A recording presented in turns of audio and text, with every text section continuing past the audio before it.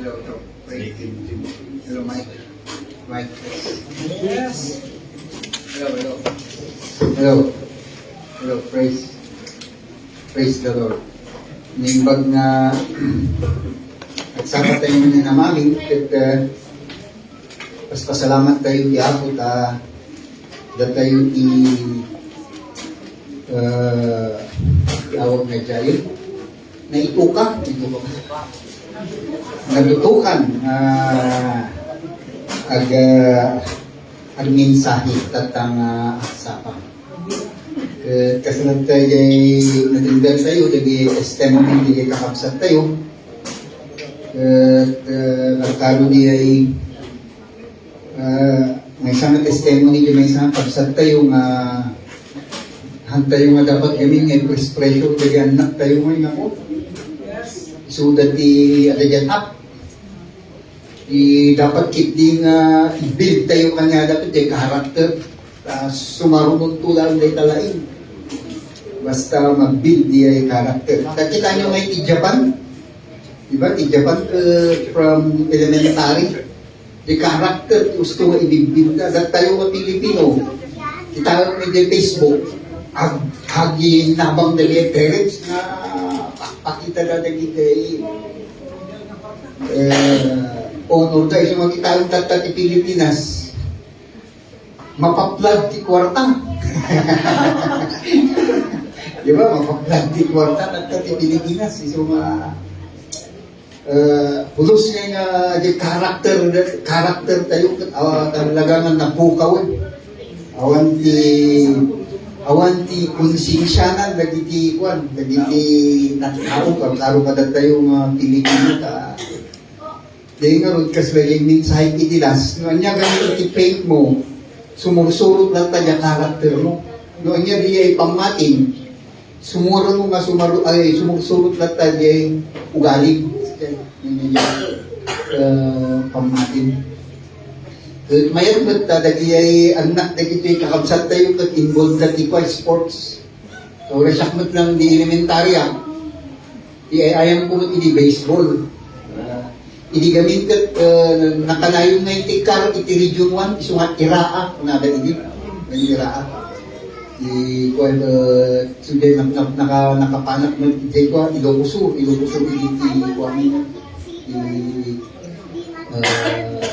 hindi pala lulunsod siya ti picture nung hindi na inayo na iti iraa naging center field at natin last na hero, nga first na hero. So at least may involved tayo ito, anak tayo kami sports na talaga. Santo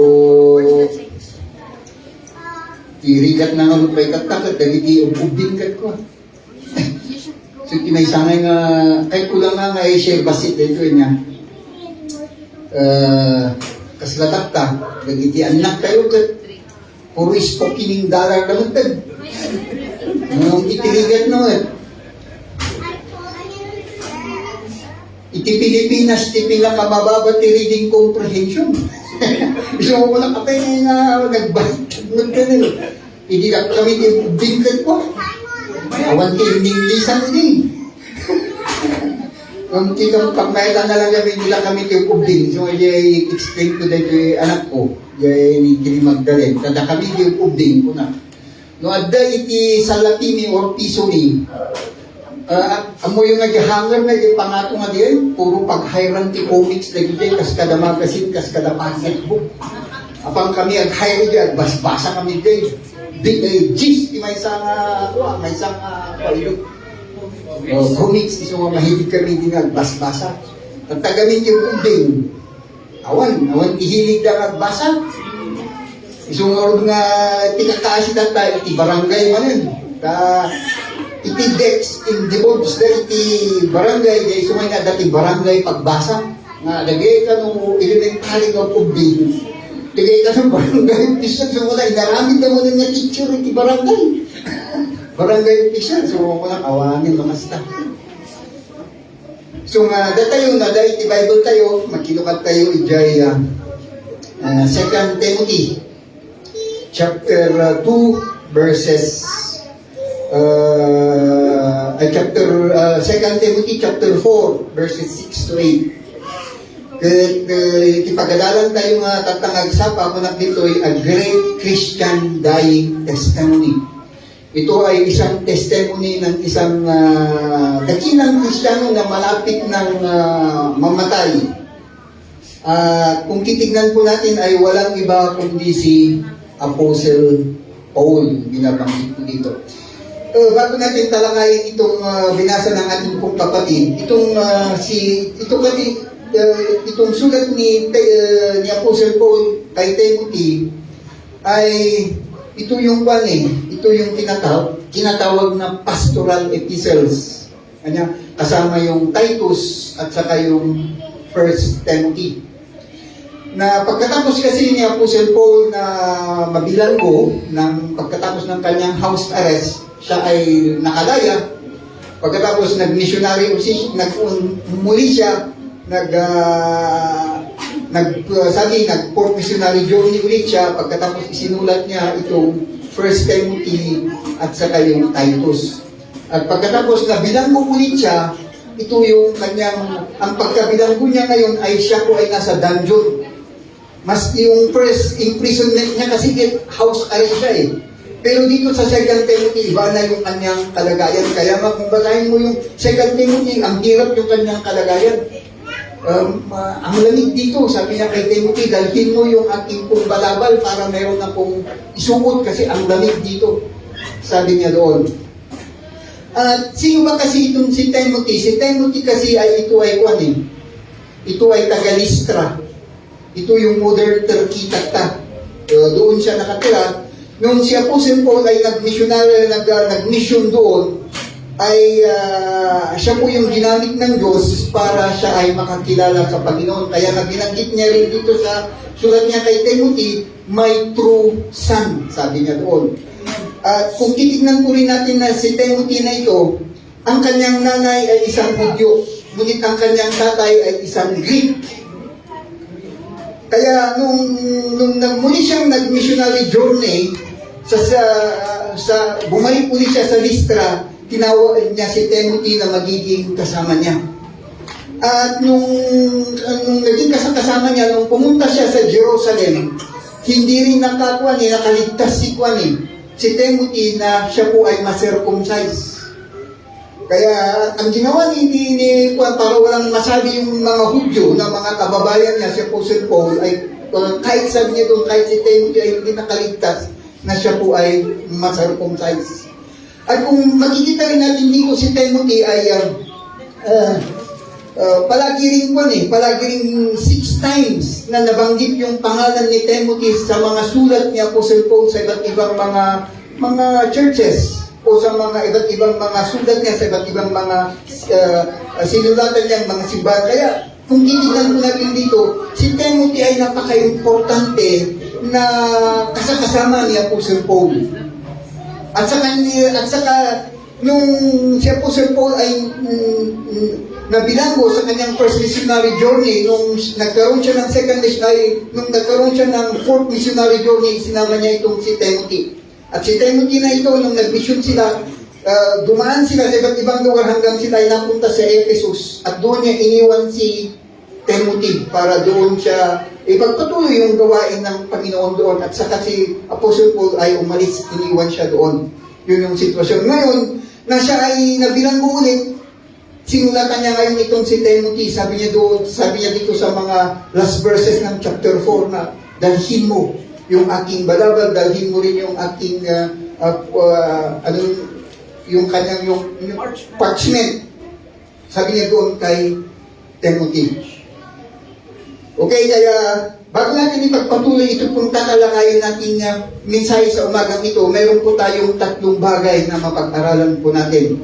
At tayo muna ay manalangin.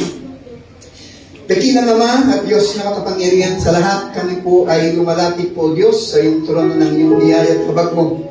Sapagkat alam namin, Lord, na kung wala ka sa aming buhay, wala po kaming magagawa. Hayaan mo rin, Lord, ng iyong banal na Espiritu ang siyang magpaunawa sa amin kung ano man, Lord, ang mensahe mo sa bawat isa sa amin.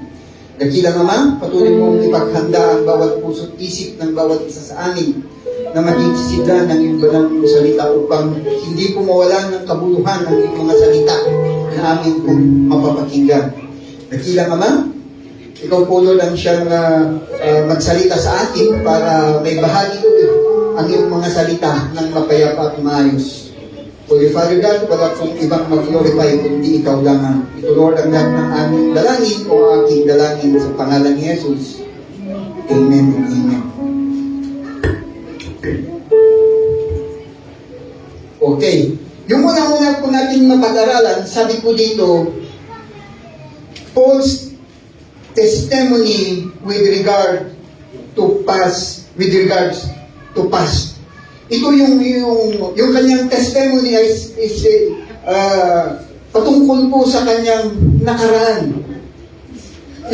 Dito po balik po tayo sa 2 Timothy chapter 4 verse 6 to 8. Ang unang-una, sabi po dito, Paul's testimony with regards to the past. At sabi ko rin dito, it speaks of a victorious past. Yung kanyang nakaraan is victorious. Matagumpay yung kanyang nakaraan. Ang sabi niya po dito sa natin makikita dito po sa verse 7. Ano ang kanyang sabi niya dito sa verse 7? I have fought the good fight. I have finished the race. I have kept the faith. Yung unang-unang nakikita po natin dito ay makita natin yung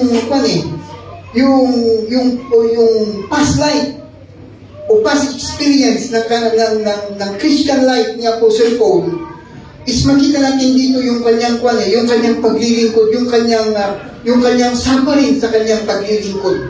At dito sa kanyang experience sa kanyang pagiging Kristiyano ay mayroong tatlo na isinalarawan niya sa kanyang experience sa nakaraang kanyang mga paglilingkod sa Panginoon. Yung unang-unang makikita natin dito, sabi niya dito, I have fought the good fight. Ano yung nasa isip niya po Paul nung sinasabi niya ito, iniisip niya na para bang isa siyang wrestler na nakikipag-away. Na nandoon ang Diyos na siyang nanonood sa kanyang pakikipaglaban.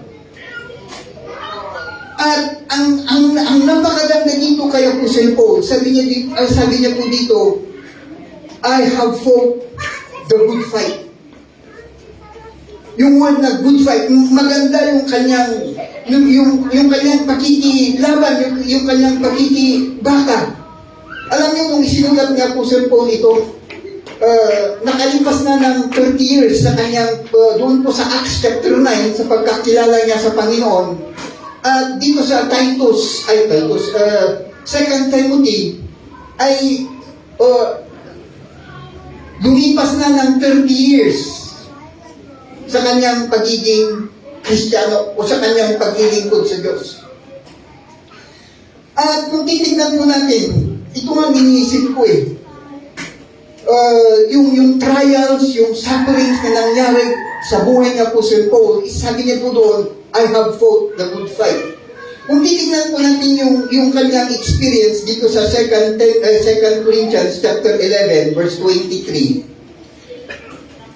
Sabi niya dito sa verse 23 ng chapter 11 ng 2 Corinthians, sabi niya dito, are they servant of Christ? I am out of my mind to talk like this. I am more. Sila ba ay mga lingkod ng Panginoon? Ada itibalbaltik ko, may bagat na haanak na lingkod niya po tayo ng Yesu Cristo. Sabi niya doon, I have worked much harder, been in prison more frequently, been plagued more severe, and been exposed to death again and again. Mantakin mo, yung panganib sa kanya is palaging nandoon sa kanyang paglilingkod sa Panginoon. At sabi niya po doon, 5 times I received from Jews a 40 lashes minus 1. Mantakin mo yung paglati ko sa kanya. Sabi niya sa bibingin nito, I spent night and day in open sea. I had been constantly on the move. I had been in danger from the river, in danger from bandit, in danger on my own countrymen, in danger from Gentiles, in danger in the city, in danger in the country, in danger at sea, and in danger from false brothers. I have labored in toil, and have often gone without sleep. I have known hunger and thirst. I have often gone without food. I have been in cold and naked. Matakin mo, naranasan niyang nagutom. Naranasan niyang hindi natulog. Naranasan niya yung paghirap. Kung titignan niyo yung buhay niya po sa kanyang bago siya naging Kristiyano, mayaman sila eh. Maganda yung kanyang buhay bago siya naging Kristiyano. Kasi kung titignan mo yung kanyang sinusulat, ang kanyang naging teacher is si Gamaliel. Hindi ka basta-basta magiging teacher mo si Gamaliel kung hindi ka mayaman. Para bang kung titignan natin is exclusive school eh. Kung wala kang pera, hindi ka pwedeng makapasok doon. At siya isang para sa iyo. Kaya nga, kasi ang pagiging Roman citizen noon sa kanyang kapanahonan nabibili. Kung wala kang pera, hindi mo mabili yung citizenship na pagiging Roman. Kaya yun yung isang makita natin dito. Pero anong nangyari sa kanya? Ganito ang nangyari sa kanya. Because everything else, sabi niya doon, I face daily the pressure of my concern for all that feel weak, who is slip into sin and I do not inwardly burn. If I boast of the things that show my weaknesses. Yan si Apostle Paul. Yan ang nangyari sa kanyang buhay. Pero anong kanyang sabi niya? I have fought the good fight.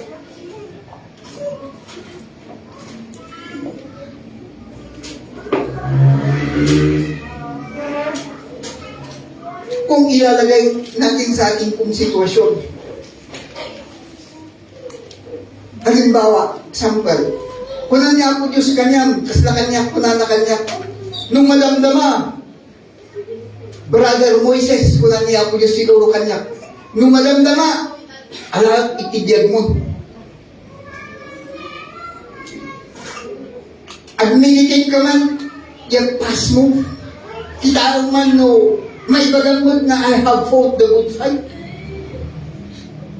Dahil tayo nga, magmula nung naging Kristiyano tayo hanggang ngayon, tingnan natin kung yung pakikipaglaban natin is maganda, katulad ni Apostle Paul. Hindi ko po alam,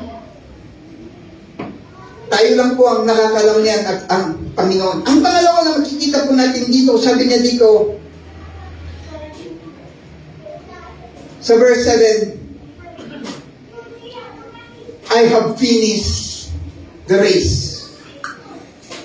Dito naman ay ipinapakita niya dito yung bilang isang sprinter o kaya bilang isang mananakbo. I have finished the race. Sabi niya dito. Ano bang ibig niyang sabihin na I have finished the race? Sa kanyang pagtakbo, ano ang makikita natin dito? Ang lahat ng rules sa kanyang pagtakbo ay kanyang sinunod. Di ba? Ganun yun. Nanonood ba kayo ng Olympic? Kakaroon yung 100 meter dash? Doon sa Olympic, kapag nag-umpisa na kayo, sabi niya doon, on your marks, kasi pag sabi ka nung tumakbo ka na, disqualified ka na agad, hindi kagaya noon na meron pang second chance, pero ngayon hindi na. Kaya kahit na ikaw ang the best na magiging mananalo sa 100 meter dash, kapag ikaw ay naulaw mo po na lagay on your marks, get set po nang disqualified ka. Pero niya po Paul, kanya, sa pagiging sprinter niya, sinunod niya lahat ang mga rules sa kanyang pagtakbo. Anong ibig sabihin ng sinunod niya lahat ng kanyang pagtakbo? Lahat ng katuruan ng ating pong Panginoong Kristo ay kanyang sinunod. Kung ano yung nakasulat dito sa Bible ay kanyang sinunod. yung teaching ng Panginoong Jesucristo, yung teaching o kaya yung Word of God ay kanyang sinunod. Yun yung ibig niyang sabihin dito na I have finished the race. Nakukuha ba natin yung sinasabi ko?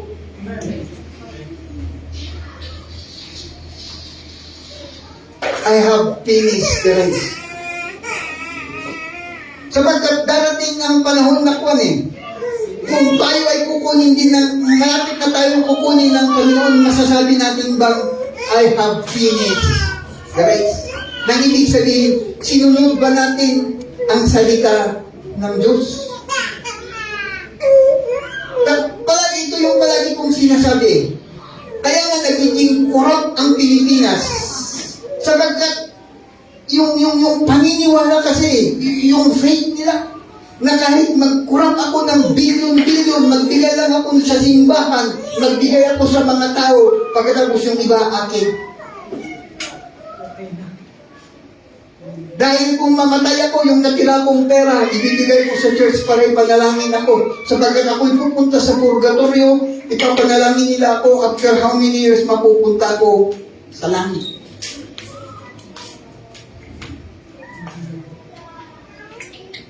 Kaya nga ito yung palagi kong sinasabi na yung faith natin. Ang isang halimbawa pa, sorry to say, itong mga kapatid natin mga Muslim, ano yung faith nila? Ang faith nila kapag nakapakay sila ng hindi nila karelihiyonan, automatic yung doktrina kasi nila ay pupunta sila sa langit. Kaya tignan nyo yung kanilang teaching, yung kanilang doctrine na sinusunod, pero mali yung kanilang sinusunod. Maalala ko na naman yung katulad nga nung nandun kami sa Saudi. Meron akong isang estudyante doon sa ALS. Sabi niya, brother, minsan na magkapitay. Sabi ko, sige sa susunod. Pagkatapos, kung wala nang palagi niyang sinasabi sa akin, brother, hindi mo ba ako pwedeng magbigyan na magkapi naman tayo? Hindi sa susunod. Pagkatapos, dahil hindi niya ako makuha na magkapi kami sa kanila, binigyan niya ako ng nakasulat sa Quran. Basa-basahin mo ito, brother. Tignan mo, si Jesucristo sa pangatlong langit lang nakapunta. Hindi siya nakapunta sa pang-sampung langit. Gusto mo bang hanggang doon ka na lang sa pangatlong langit? Mas maganda sa pang-sampung langit.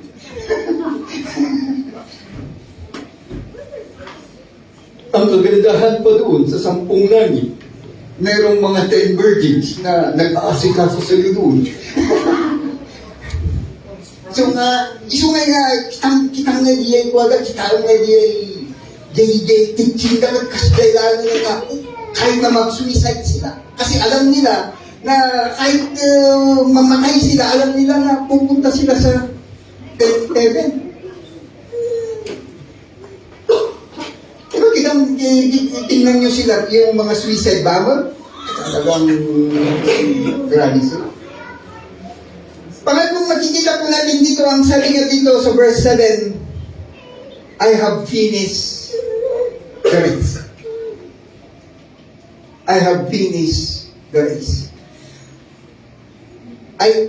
Pangatlo, sabi niya dito, makikita natin dito, I have kept the faith. I have kept the faith. Anong makikita natin dito? Isinalarawan naman niya po siya po ang kanyang sarili bilang isang mananampalataya.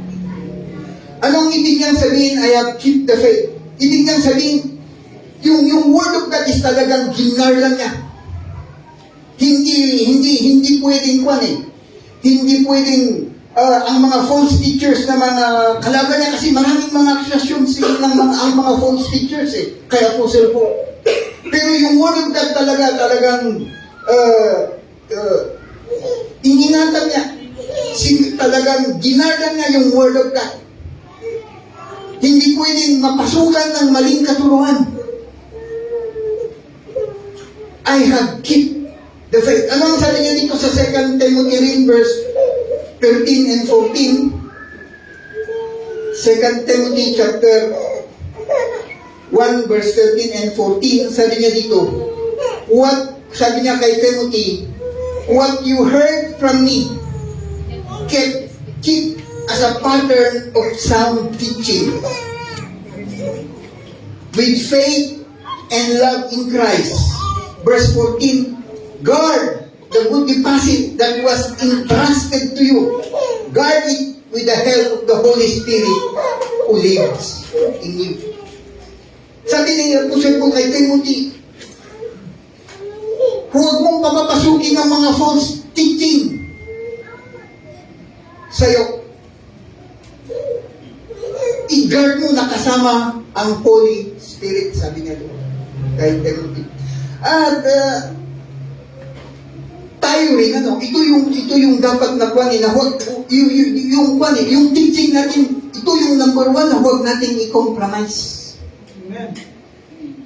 Na kahit anong mangyari, huwag natin i-compromise yung Word of God sa anumang bagay. Amen? Nakuha nyo ba yung ibig kong sabihin? Na, ewan ko. Kung tayo kaya, katulad natin yung mga church fathers, alam niyo yung church history, na sasabihin mo lang na hindi mo kilala si Kristo, mabubuhay ka, sabi ni Emperor Nero. Pero yung mga church fathers natin, hindi. Talagang nanindigan sila. Tayo rin kaya. Pwede ba natin i-compromise yung Word of God sa iba pang mga bagay? Dapat hindi. Para pagdating ng panahon, natatanungin tayo ni Christ, ang sasabihin po natin, I have kept the faith. Ginargal ko yung Word of God. Kaya nga kami dito na nagbabahagi is, yung ibinabahagi namin is true. Kung nasasaktan man tayo, pasalamat tayo sa Diyos.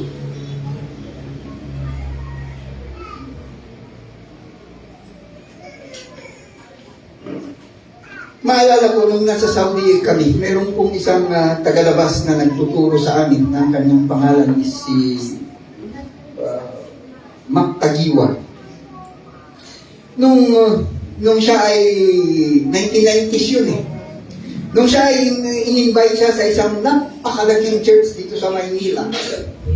Pagkatapos niyang nagmensahe, sabi niya, binigyan siya ng 7,000 noong 1990s. Malaki na yung pera na yun eh, 7,000. Pagkalipas ng ilang buwan, yung nag-invite sa kanya, tinawag siya ulit. Sabi niya, mag-mensahe ka ulit sa church na kwan. Siguro yung worth na 70,000, ay yung 7,000 na yun, mga 70,000 siguro yun sa panahon natin ngayon. Itong 2025, baka hindi pa, baka 100,000, ganun yung worth niya. Pagkalipas ng ilang buwan, tinawag ulit siya. Pagkatapos sabi ng nag-invite sa kanya, magmimensahe ka ulit. Pero ito ang imimensahe mo para hindi masaktan yung mga ibang mga mayayamang mga church members. Doblehin ko yung ibibigay ko sa iyo. Sabi ng nag-invite sa kanya. Alam niyo yung sabi ni yung pastor na yun, sabi niya, hindi na, hahanap ka na lang ng ibang pwede magmimensahe.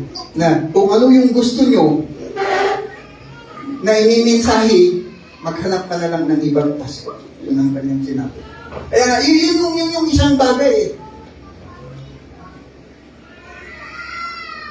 Sabi niya po Sir Paul po dito sa chapter 14 ng 2 Timothy, ang sabi niya dito, in the presence of God and of Christ Jesus, who will judge the living and the dead, and in the view of His appearing and His kingdom, I'll give you this charge. Sabi niya kay Timothy, preach the word, repent in season and out of season, correct, rebuke, and encourage with a great patience and careful instruction. Verse 3, for the time will come when men will not put up the sound doctrine. Dung tempo ti panawag na lagi ti taktao at handamameto pudno nga Word of God, sound doctrine. Instead, they suit their own desires. They will gather around a great number of teachers to say what their itching ears wants to hear. Yung gusto lang nilang pakinggan. Yun yung charge na po Sir Paul kay Timothy bago siya mamatay. At yun din ang charge na po Sir Paul sa bawat isa sa atin bilang mga Kristiyano sa panahon natin ngayon. Amen? Amen? Pangalawa na makikita po natin dito. Sabi ko dito, Paul's Timothy with regards to the future. Dito sa verse 6 ng 2 Timothy, anong sabi niya dito sa verse 6? For I am already being poured out like offering, and the time has come for my departure. Alam niyo, si Apostle Paul, sabi niya dito, for I am already, alam niyo si Apostle Paul, ready to preach, ready to suffer, ready to teach, ready to travel, and even ready to die.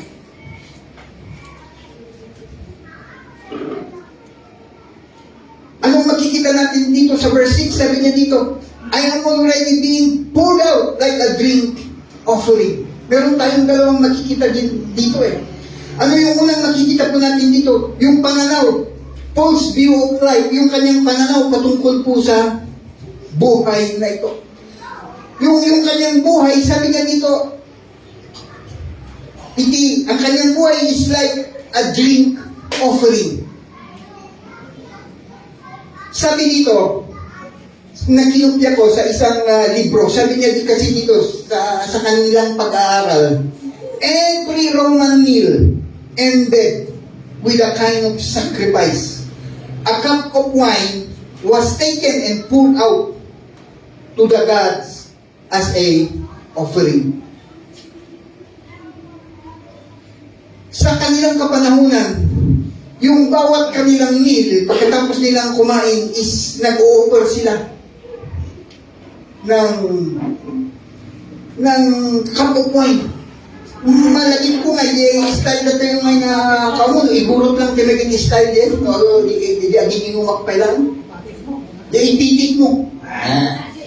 Di ba? Di ipitik mo, bago kayo mag-shot, sinong tipang lakay, na kayo dato, umay kayo uminom tayo, bago yun ito. Nagati nagwala, ang mo galing na yung pitik, nga ba? Malalim ko nga, kaya kasi, anong kami apa? Isumod kayo, narami kong dali kay romance dito. Nga, kasi yan, nakipitik damot lang nga. Dahil hindi na dumo magtikas-kastada, itikas-kastada, no, dahil yung kayo, hindi ay atang. Ipikpik, of course, ni Apostle Paul kami, itinimbro na handang mat nga Hudyo, adamat lang na ni Gentiles. Iso nga, datayo nga pagano, nga naging Kristiyano, mawawatan tayo nga kasi nga, itibiyag niya Apostle Paul kanta sila nga ipikpik ka. Tintingnan, iday-daga, tapno, may over. Yung for the itigads. Kaya po siya po kasi tibiyag na ng timang yung uparan dahil ang nagagibiyaan ang aning tuwin upar. Nulikit yung upar na itibagin na Diyos ito nga. Diyos. Malagit po kayo niya po po eh. No diyan ay ipistikat, bayang-bayang pa rin. Ayaw. Bayang nga eh.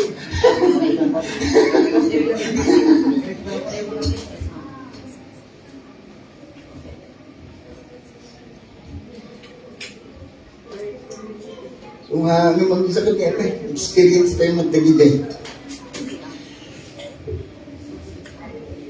Dito, sa mga Jews o sa mga Israelites, naiintindihan din nila yun. Sapagkat kung babasahin po natin yung Numbers chapter 28, yung Numbers chapter 28, verses 7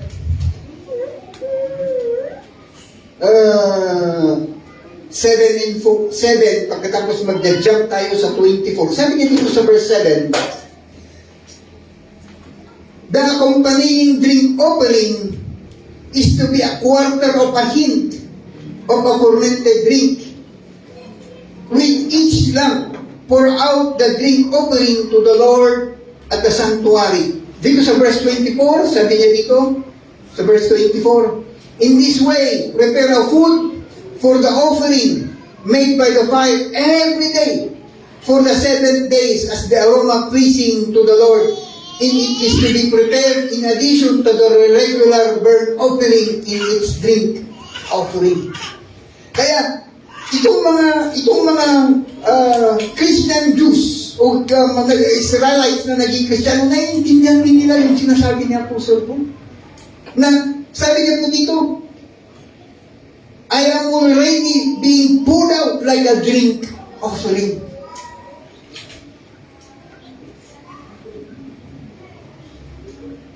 Ano ba yung makikita natin dito? Yung sufferings na nangyayari kay Apostle Paul is para sa kanyang sanctification, yun, para sa kanyang pagiging banal sa Tagalog.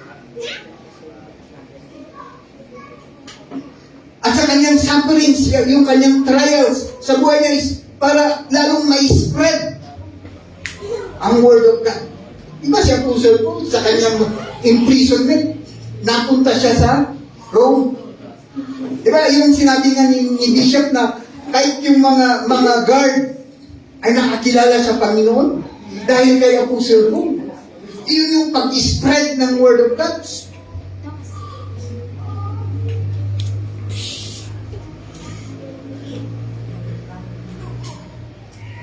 At dito rin sa Romans chapter 12, verse 1, sabi ni Apostle Paul dito, therefore, I urge you, brothers, in view of God's mercy, to offer your bodies as a living sacrifice, holy and pleasing to God. This is your spiritual act. This is your spiritual act of worship. Ano ba yung ibig sabihin ng spiritual act of worship? Sabi po ng isang manunulat o isang Bible scholar na kinopya ko, sabi rin niya dito, not merely ritual activity, but involvement of the heart, mind, and will. Yung spiritual act of worship, hanungan natin ko, ritual, alam niyo yung ibig sabihin ng ritual? Yung ginagawa mo lang. Parang yung pagpunta natin sa Sunday, ritual yun eh. Ganun lang. Pero minsan, pagpunta natin sa Sunday, minsan ba, wala sa puso natin, wala sa mind natin, wala sa will natin, parang pumunta lang tayo para walang masabi si Bishop sa atin na bakit kaysan tayo ng ops. Kapahingan ka ng mind. To offer your bodies as a living sacrifice, holy and pleasing to God, and this is your spiritual act of worship. Pangalawa na makikita natin dito ay ang sabi niya dito, and the time has come for my departure. For my time has come for my departure. Dito, siya po is ko eh. Talagang alam na niya na malapit na ang kanyang kamatayan. Pero, saan ba yung kanyang departure? Doon ba sa purgatorio? Doon ba sa unknown destination? Saan ba ang kanyang departure? Ang kanyang departure ay walang iba kundi sa langit. Ano ang kanyang sinabi? Doon sa Philippians 1:21. To away from the body is to be present with the Lord. Ang kamatayan ay magiging kasama mo ngayon ang Panginoong Yesu Cristo. The way away from the body is to be present with the Lord. Ano bang ibig sabihin ng departure? Yung departure kasi ang meaning niya is unloosing. Makikita natin dito sa kwan eh. dito sa 2 Corinthians, basahin natin yung 2 Corinthians chapter 5, ako nang magbasa. Ano bang meaning ng unloosing? 2 Corinthians chapter 5 verse 1 and 2, sabi niya dito, now we know that if the earthly tent we live in is destroyed, we have a building from God, an eternal house in heaven, not built by human hands. Meanwhile, we groan, longing to be clothed with our heavenly dwelling. Ang ibig niya sabihin ng departure is pag alis sa katawang ito at papunta doon sa heaven o sa ating pong Panginoong Jesucristo. Sabi po ni Canon G.H. King, ang word daw na departure, ang ibig niyang sabihin is a prisoner's word indicating release from bondage. Ang salitang departure is yung paglaya ng isang bilanggo. Ang pangalawa na kanyang pag-interpret yung word na departure, sabi niya dito, a farmer's word, unyoking of an ox when the day's work is completed. Yung pagtanggal sa samol ba yung ganito? Yung pagtanggal, yung samol ng isang oxen sa kanila, sa atin is karabaw eh. Pagkatapos ng mahabang trabaho. Ano ba? Ang sabi niya dito, a warrior's word, unloosing of a cord in a state of attempt, so that the victorious army march on towards hope. Ang pag-iimpake ng mga sundalo para tanggalin yung kanilang mga tent, yung kanilang mga gamit, para uuwi na sila, sapagkat sila ay nagtagumpay sila sa kanilang gera. Ano pa ang ibig niyang sabihin dito? Ang panglima, sabi niya dito, a philosopher's word, the unveiling of knotty problem. O yung ang daming problema, ang daming sakit, ang daming mga trial sa buhay, ang daming disappointment sa buhay na ito is makakalaya tayo at makakauwi na tayo sa ating mga tahanan. Amen? Mali yung samot. Sabagay, wala niya po sa pukat, kuna na kahit kung mga matay, kuna na dyan Pilipinas eh. Nung hampay, ano pa lang dapat na maaramid ko. Ano pa lang dapat nga iparamid niya po tayo ng Jesucristo kanya. Baka kasi tayo man. Hantay pa nga kayat na matay, ano pa iparamid niya po tayo ng Jesucristo kanya tayo. Sapay ko matakat dyan. Amen?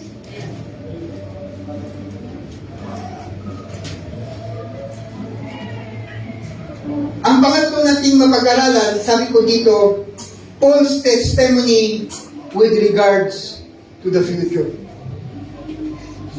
Dito sa verse 8, sabi niya dito, now there is in store for me a crown of righteousness, which the Lord, the righteous God, will reward to me on that day.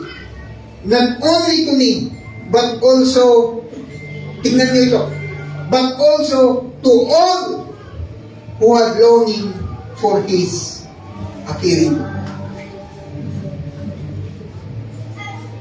Merong tatlong bagay na makikita natin dito eh. Yung unang-unang na makikita natin dito na sinabi ng Apostle Paul, sabi ko dito, absolute confidence in the life to come. Meron siyang kumpiyansa sa buhay na darating. Sapagkat sa ating mga Kristiyano, ang kamatayan ay hindi po ito ang hangganan. Ang kamatayan sa ating mga Kristiyano ay hindi nag-stop yan. Hindi tumigil yan. Kundi ito ay isang glorious. Bakit glorious? Sapagkat itong katawan natin itong mahina. Itong katawan natin kurap. Itong katawan natin maraming mga problema, maraming mga disappointment. At ito diba ay mapapalitan ng katawang glorious body. Nakita yung picture naman doon sa sa Four Gospels kung anong itsura ng glorious body. Maalala niyo ang ating pong Panginoong si Kristo nung meron kanyang mga apostles ay nananalangin sila. Bigla siyang pumasok. Parang invisible, Pero question ko dito na yung maninti ko, amuyo kami niya ko, jay Saudi Arabia. Naglay niya nagpanunod ti tawag siya.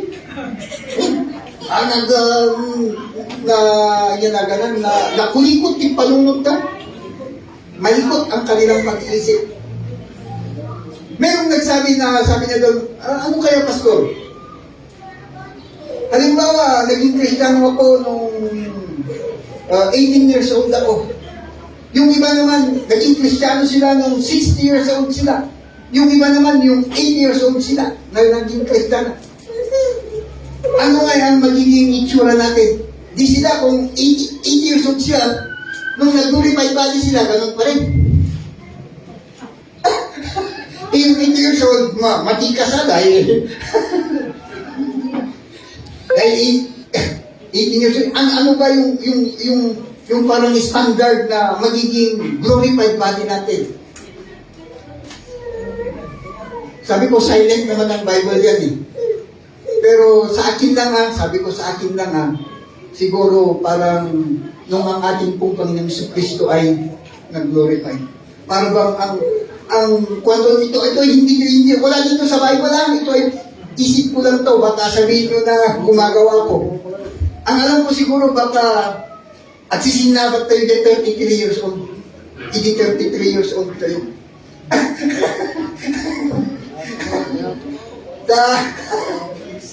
Siyempre, alangan na lagi ay naging 8 years old sa ganito na natay kung pula rin Pastor.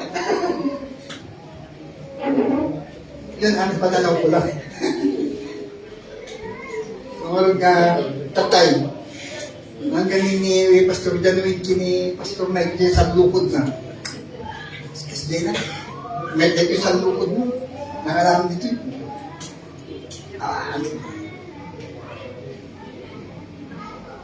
nung mag-glorified body tayo ito, awan ito dyan sa lukod. Nung tinignan na ka nung punang ni Pastor Mike, ni Pastor Januin, nakanagaling ni Bishop. Isang lukod na. Sino ti maging kahit na magmana dito Wala na ka. Walang kano ni Pastor Mike, shock.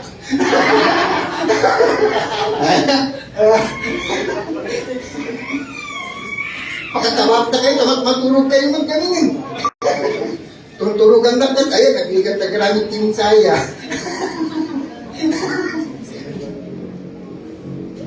Pagkatapos pa lang ito, sumusulot pa lang ni Pastor Rodel nga idol na matlang na may saya. Pagkatapos manunod ni Pastor Mike, di ba nasagit kay Pastor mo? So nga, dapat di kumakobi ng nga nga po na ni Pastor Mike kat po ang ibisyak nila. Tapos sakit niya, may kasalap sumarunod. Nasagit na ito yung may saka-saka. So mabayagat nga makatakdal. Pangalawa na makikita natin dito, sabi dito, absolute confidence in the return of Christ. Ano ba ang kanyang sinabi dito sa verse 8? Who had longed for His appearing. Meron siyang, si Apostle Paul is meron siyang kumpiyansa. Yung muling pagbabalik ng Panginoong Kristo. Kaya na yung hope ni Apostle Paul, makikita natin dito sabi ko dito, it was to him a purifying hope. Yung kanyang pag-asa na ang Panginoong Kristo ay darating, yun yung pa yung nagbibigay sa kanya para mamuhay siya na merong kabanalan. Yun yung nagbibigay sa kanya ng hope, ng pag-asa. Pangalawa na makikita natin dito ay sustaining hope. Makikita natin dito sa 1 Thessalonians chapter 4, verse 18. Ano nga yung sinabi dito sa 1 Thessalonians chapter 4, verse 18? Ang sabi niya dito sa verse 18, therefore, encourage one another with these words. Pagkatapos niyang binanggit, yung pagdating ng Panginoong Jesucristo, nang sabi niya doon, pag dumating ang ating pong Panginoong Jesucristo, mauuna yung mga namatay, pangalawa yung tayo ay buhay. Yung na kanyang sinabi. At ito yung ito yung sabi niya doon, palagi ninyong itong sabihin para ma-encourage ang ating mga kapatid na magpatuloy sila. Sapagkat ang hope natin is hindi yung sinasabi na wishful thinking. Na yung I hope so, I hope I can make it. Dahil yung hope tayo kat sigurado. Amen?